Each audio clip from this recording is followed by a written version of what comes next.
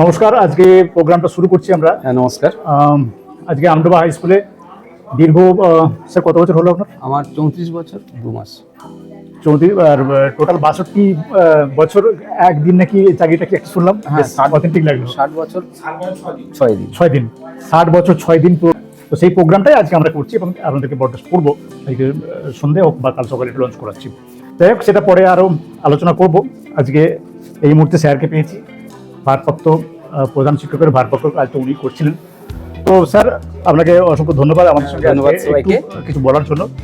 তো প্রথম বিষয় যেটা একটু জানতে চাইবো, প্রধান শিক্ষক মহাশয়ের বদলির পর বিদ্যালয়ের সামগ্রিক দায়িত্ব গ্রহণ করার সময় আপনার অভিজ্ঞতা কেমন ছিল, এইটা একটু বলুন। যখন সেই শুরুটা করবো একটু, প্রথম যখন আমি প্রথমত বলি, আমি এখানে 1991 সালে 2রা ডিসেম্বর চাকরির জন্য জয়েন করি। তখন আমি খুব স্বল্প বয়সী একজন যুবক। আমার ছিল 24 বছর 6 মাসের মতো বয়স। আমি এখানে এসে আমার খুব ভালো লেগেছিল স্কুলের মাঠের অবস্থানটা, এবং দক্ষিণ দিকে মুখ একটা স্কুল ছিল। আমি আমার কথাতেও বলেছি যে স্কুল তার মুখ পরিবর্তন করেছে, দক্ষিণ থেকে পূর্ব দিকে হয়েছে। তা এটা গুরু দায়িত্ব আমার উপর বর্তেছিল। আমি যারা আমাকে এইখানে আসার সুযোগ করে দিয়েছিলেন এই বিদ্যালয়ে কাজ করার জন্য, তাদের কাছে আমি চিরকাল কৃতজ্ঞ থাকবো। শিক্ষকরা হচ্ছে সমাজ গড়ার কারিগর। সেই লক্ষ্যে আমি প্রথম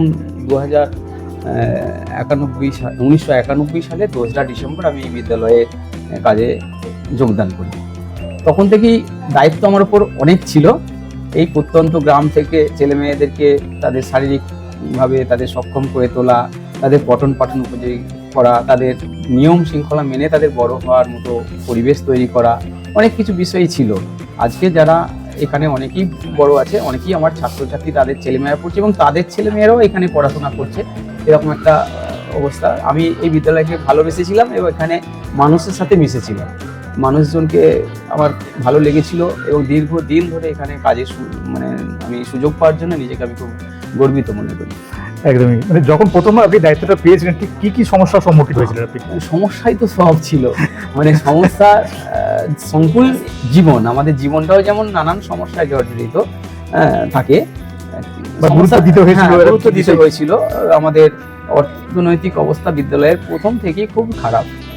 এইখানটা কিছুটা অবহেলিত অবস্থাতেই ছিল এবং এখনো খুব যে ভালো আছে আমি তা মনে করি না। একটা বিদ্যালয়ের ইনফ্রাস্ট্রাকচার যা হওয়া উচিত, তার পরিকাঠামোগত যে সুবিধা পাওয়া উচিত, আমাদের বিদ্যালয়ে ততটা এখনো গড়ে উঠতে পারেনি। সে যে কোনো কারণেই হোক, হয়তো আধুনিকতার কথা বলছি। হ্যাঁ, আধুনিকতা বা যে ছেলে মেয়েদেরকে নিয়ে যেভাবে আমাদের হয়, আরো অনেক উন্নত অনেক স্কুল আছে যেগুলোকে আমরা আমাদের ভাবনা চিন্তার মধ্যে থেকে পাইনি আর কি। হ্যাঁ, যেমন আমাদের প্রথম হচ্ছে একটা স্কুল চলে কিছুটা শিক্ষক, ছাত্র, অভিভাবক 3টে সম্পর্কের উপর ভিত্তি করে। এটা আমার অভিজ্ঞতার কথা আমি ভাবছি আর কি, যে 3টে মেন পিলার থাকে একটা জায়গায়। একটা হচ্ছে স্কুলের শিক্ষক শিক্ষিকাগণ, শিক্ষাকর্মীগণ।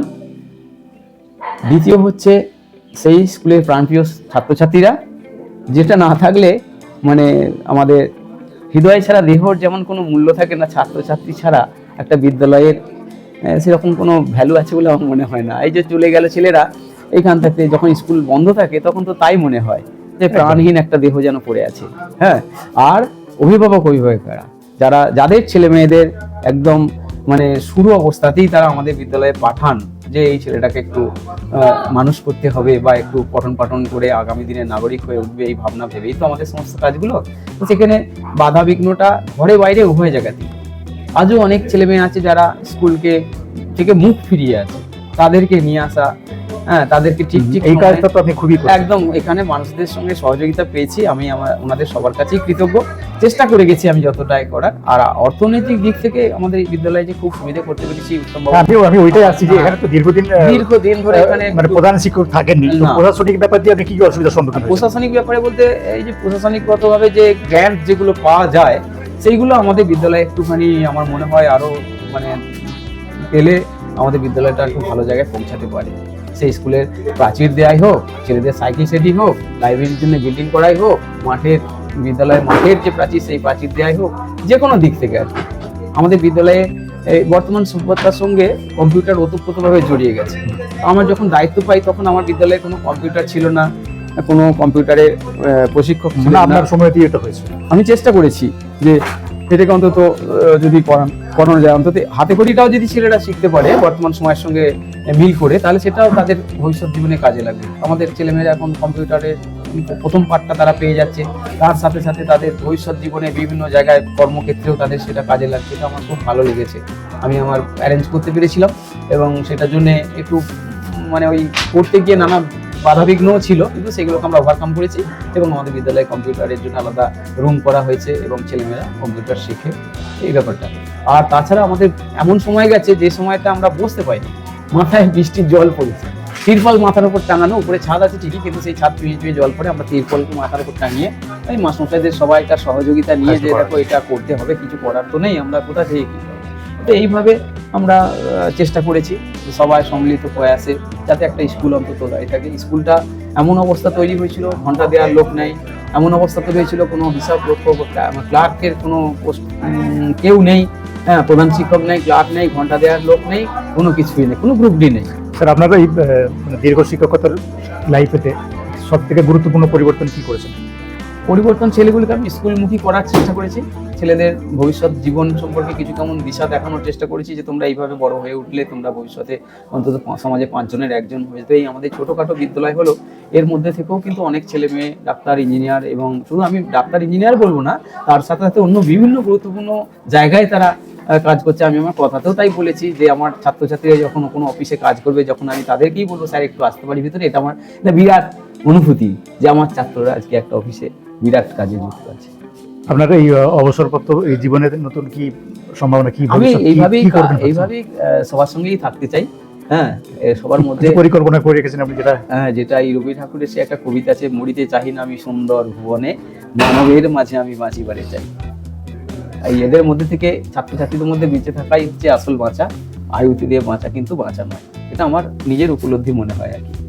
কোনো পরামর্শ প্রত্যাশা আছে এই বিশ্ববিদ্যালয়ে, এই বিদ্যালয়ে মাস্টারমশাইদেরকে আমি বলবো তোমরা ছাত্রছাত্রীদেরকে সেইভাবেই মানে দেখো, যাতে তারা অন্তত তাদের সমস্যার কথা বলতে পারে, ভয় দেখিয়ে নয়, তাদেরকে ভালোবেসে আন্তরিকতার সঙ্গে, হ্যাঁ, পঠন পাঠনে যে সমস্ত ঘাটতিগুলো আছে সেগুলো যত দ্রুত সম্ভব পূরণ করা যায়। আমাদের ছেলে মেয়েরা অনেক পিছিয়ে পড়ে, তাদেরকে যদি স্পেশাল কোনো ইনস্ট্রাকশন দিয়ে তাদেরকে মানে পাঠমুখী করানো যায়। হ্যাঁ, আমার একটা ছেলে আছে 10 দিন হয়তো স্কুলে আসে না, আমি তাদেরকে ফোন করি যে কেন আসেনি বা খোঁজ খবর নেওয়ার চেষ্টা করি, আশা করি সেটা করবে।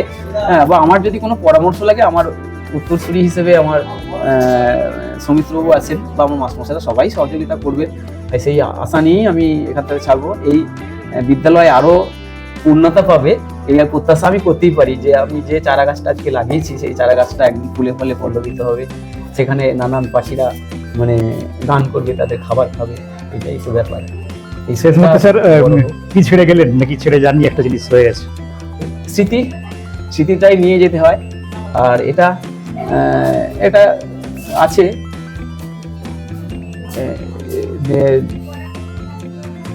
যেটা হচ্ছে আমাদের বাস্তব জীবনের সঙ্গে খুব মিলে যায়। জীবন মৃত্যু দোহে মিলে জীবনের খেলা, যেমন চলার অঙ্গ পা তোলা পা ফেলা। একজন ছেড়ে যাবে, একজন তো আসবে। পিতা পিতামহ মরে, পুত্র পৌত্র বাস করে, নূতনে রাখিয়া করে পুরানো প্রস্তুত।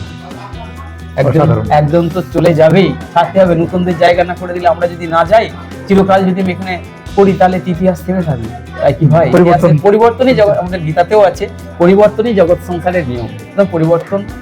পরিবর্তন চাই এই কারণে ছেলে মেয়েদের মধ্যে, তাদের মধ্যে একটা উৎসাহ উদ্দীপনা, আমার নতুন ছেলে মেয়ে আসবে, হ্যাঁ, নতুন ছেলে আসবে, একদল ছেড়ে যাবে, একদল আসবে, এটাই তো আমাদের নিয়ম।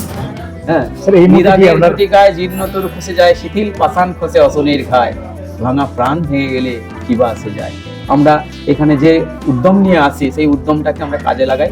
আমি মনে করি স্কুল আর আমাদের জীবন ওতপ্রোতভাবে জড়িয়ে রয়েছে। স্কুল আমাদের সাথে এক করতে পেরেছি বলেই হয়তো আমার মানুষের কাছে এত বেশি আমি পৌঁছে গেছি। শুধু মানে স্কুলটা টাইমের মধ্যে সীমাবদ্ধ থাকে না, এটা আমার মনে হয় যে স্কুলের বাইরেও একটা স্কুল আছে, যে স্কুলে আমি দেখতে পাই এই স্কুলের বাইরেও একটা বড় স্কুল আছে, যেটাকে আমরা ব্যবহার করতে পারলে আমার ছেলে মেয়েরা অনেক অনেক জায়গায় পৌঁছে যাবে। সেইটা বলতে চাই আমি, এটাই যে আমার এই যে 4 দেয়ালের মধ্যে সীমাবদ্ধ নয়। রবীন্দ্রনাথ ঠাকুর যেমন চেয়েছিলেন যে শিক্ষাকে কখনো দেয়ালের মধ্যে আটকে রাখা যায় না। আটকে রাখা যায় কি? আমার তো মনে হয় নয়। তাই দেয়ালের বাইরে যদি আমরা সেইটা পাই, হ্যাঁ, আমার ছাত্র আমাকে দেখে আমার কাছে আসবে এরকমটা নয়, সে বিভিন্নভাবে আমার সহযোগিতা পাবে। আমার ছাত্রীদের কাছে আমার সবাইকে মোবাইল নাম্বার দেওয়া রয়েছে। আমি কিন্তু এখনো কোনোদিন বিব্রত বোধ করি এই ছেলেটা আমাকে বিব্রত, অনেকে বলে যে একটা ছেলে যদি ফোন করে এই অসময়ে ফোন করবে এখন, কিন্তু মানে আমার তো সেরকম কখনো পাইনি যেটা অসময়ে বলে কিছু আছে। তাই যখনই তাদের প্রয়োজন হয়েছে তারা ফোন করলে সেটাই তো আমার কাছে সময়। দীর্ঘ জীবন স্যার আপনি তো এখানে কাটালেন, এমন কোনো দিন ছিল যে এই দিনে আপনার চোখের জল এসেছিল এই স্কুলেতে? না, চোখের জল আসবে বলতে অন্য কিছু কোনো আঘাত পেয়েছিলেন? না, সেই ধরনের আঘাত আমি পাইনি। একে ভালোবাসি, আর আর আমার জীবনটা শুধু ফুলে থাকবে কাঁটায় থাকবে না এটা তো কথা ছিল না। হ্যাঁ, সেগুলো তো আছেই, সহকর্মী সেটাকেও মেনে নিতে হবে, বাস্তব এইটাই। আসবে যাবে, তরঙ্গের সমুদ্রে যে তরঙ্গ থাকে তার যেমন আছড়ে পড়া থাকে, এটা তো থাকবেই। বাস্তব জীবনে আমার ফুলও আছে আর তার সাথে কাঁটাও আছে। আমি শুধু ফুল ব্যবহার করব, কাঁটা খাবে না, এটা হতে পারে না। আলো অন্ধকার এই নিয়ে আমাদের জীবন। তো সেই দিনের কথাটা নিয়ে আমি বাদ দিলাম। আজকে 31শে জানুয়ারি 2026 সালের এই দিনে, এই বিকেলের মুহূর্তে আপনার কি মানে কান্না পাচ্ছে নাকি দুঃখ পাচ্ছে? না না, আমার কান্নাও নেই, দুঃখ নেই। আমি মানসিকভাবে খুবই মানে নিজেকে গর্বিত মনে করছি যে আমার দুঃখ, যাদের জীবন গড়া তাদের আবার দুঃখ কিসে। আমার জীবনটা শুরু থেকেই তো এরকম ভাবেই তৈরি। আমি মানসিকভাবে অনেক শক্ত। আমি পাশাপাশি আরো অনেককেই বলেছি, আমার সৌমিত্র যে আমার যোগ্য উত্তরসূরি হবে, আমি আশা করি যে তাকেও আমি একই কথা বলেছি। হ্যাঁ, যে দুঃখ নিয়ে জীবন, একদমই একদমই। হ্যাঁ, দুঃখ ছাড়া আমার জীবন থাকবে, সবটাই সুখময় হবে এটা তো নয়। এই দুঃখকেই আমাদেরকে জয় করতে হবে, তবেই তো আমি একটা ভালো জায়গায় পৌঁছাতে পারবো। হ্যাঁ, একদমই। আপনারা শুধু মাস্টার বা টিচার নন, কারিগরও বটে। এটা কারিগরও মানে এখানে কারিগরই করছিলেন আপনারা। একদম, মানুষ তৈরি করার যে কারখানা, সেটাও একটা ভালো ছিল। একদম একদম।